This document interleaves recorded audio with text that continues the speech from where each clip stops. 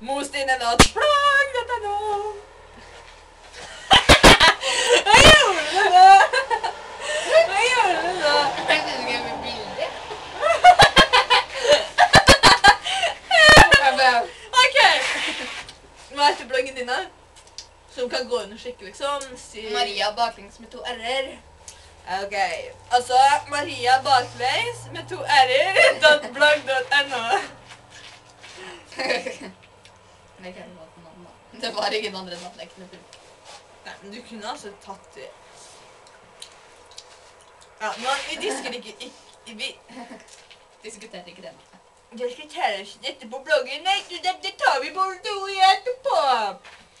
Når skal vi bare til bobler da, tykkes? Du må høre med en gang. Bussen med. Nå kommer snart. Jeg må bare sjekke klokka først, Victor.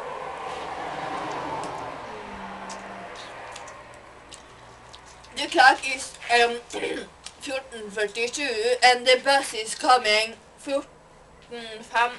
Nei. Vi har vann på meg. 15:15.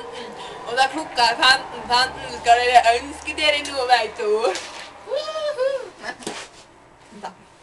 Ok, nå blåser det. Men